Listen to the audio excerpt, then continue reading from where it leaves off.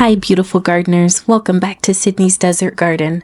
I hope you're all having a fantastic day. Now, I won't lie to you. Today I have a bit of a unique situation to share with you. While filming this video, I encountered a little hiccup. I lost all audio.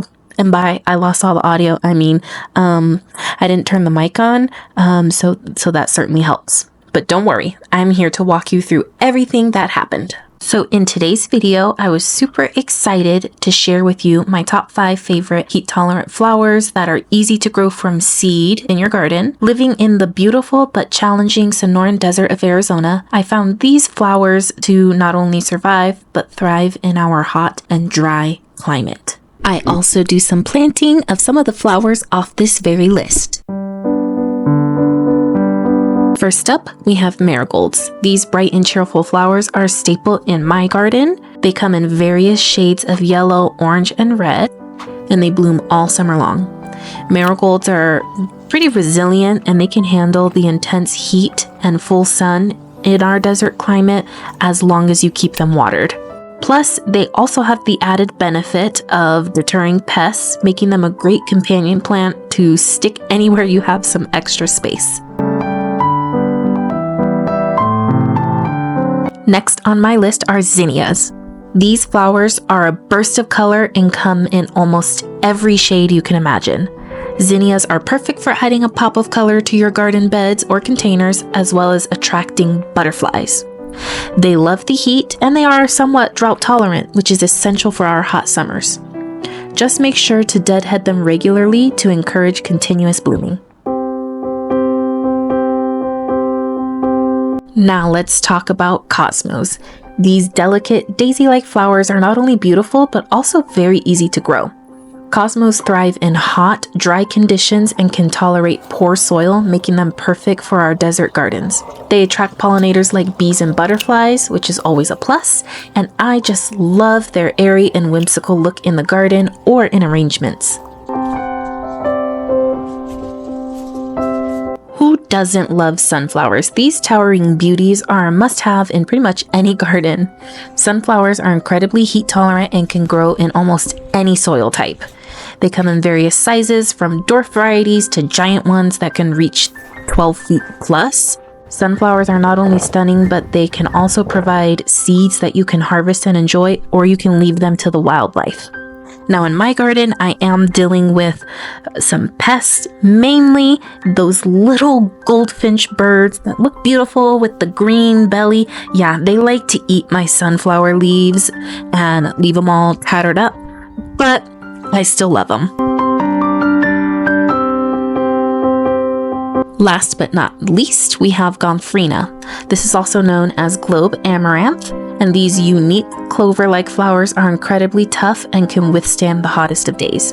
This is a new flower to me, but I can personally say I saw them explode with growth for the first time all season once we consistently hit above 95 degrees in temperature per day. Gomphrena comes in vibrant colors like pink, purple, and white, and they are supposed to make excellent cut flowers and dried arrangement flowers, adding a long-lasting splash of color to your home. In this next fun portion of the video, I do some planting of these very flowers that were on my list. Here I am showing you that I direct seeded some of my Floret zinnias. This particular variety was the Dawn Creek Blush in these 2 matching beds. In this first bed that I'm pointing at here, I had 100% germination. And then I take you over to this second bed. I have 2 holes that I can use my seedlings that I raised indoors. I sowed the seeds outdoors at the same time as I sowed the seeds indoors. I just wanted to have extra, and I wasn't really sure how the germination would do outside. I had never used, well, obviously this is a new seed from Floret, but I just wasn't sure of the germination. It did end up being about 85%, so that was really good.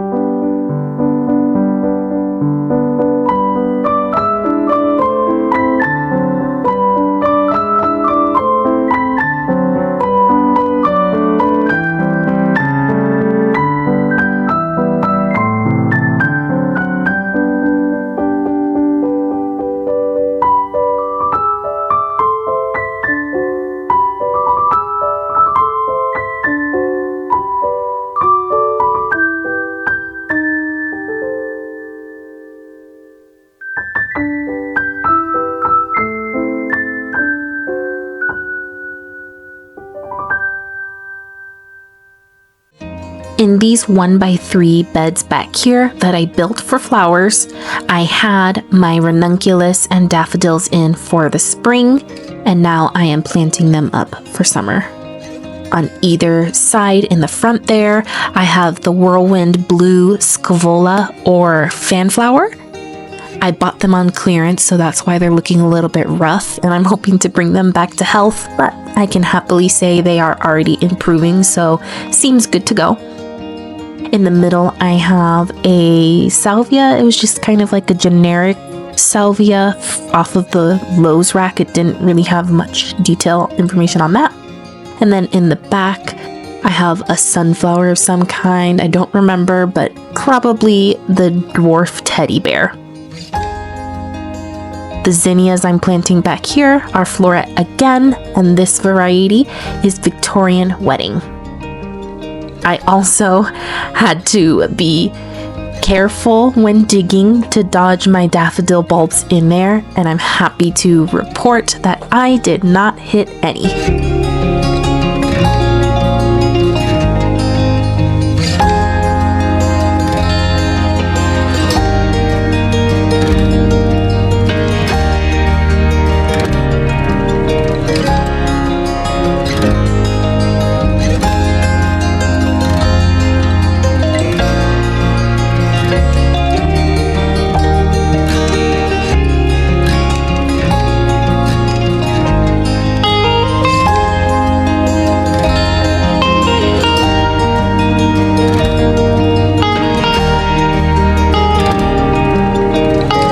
I do some more planting in my GreenStalks.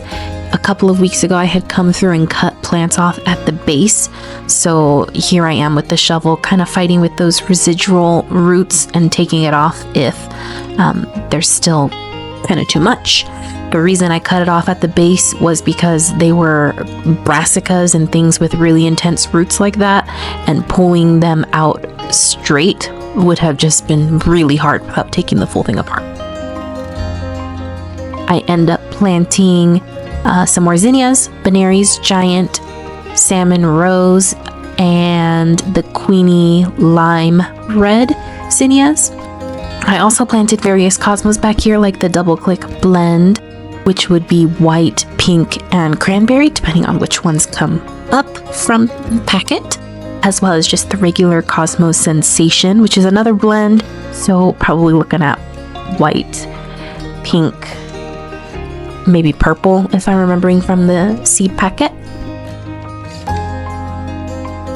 I did want to mention that these flowers on my list, sunflowers, zinnias, cosmos, and marigolds, can all very easily be direct sown. In fact, the zinnias and the sunflowers would probably prefer being direct sown. Cosmos and marigolds, I think they're fine either way. Gomphrena is not recommended to direct sow, and that is because they do require light to germinate, which means they have to be surface sown. When you have to surface sow a crop, it can be tricky to keep it moist, especially out in an uncontrolled environment like the outdoor elements. All of these little seedlings that I planted out today, as well as the zinnias that were direct sown that I showed you in the beginning, all of them have been growing for just a few days shy of a full month. I planted them at the beginning of May, and I think this was the very last day in May.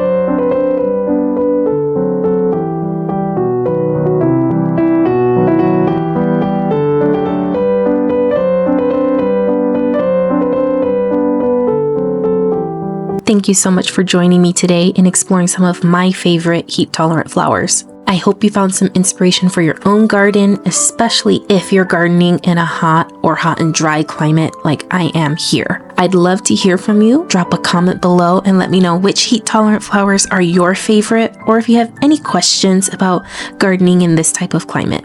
If you enjoyed this video, please give it a thumbs up and consider subscribing for more gardening tips, plant hauls, and DIY projects. Until next time, bye!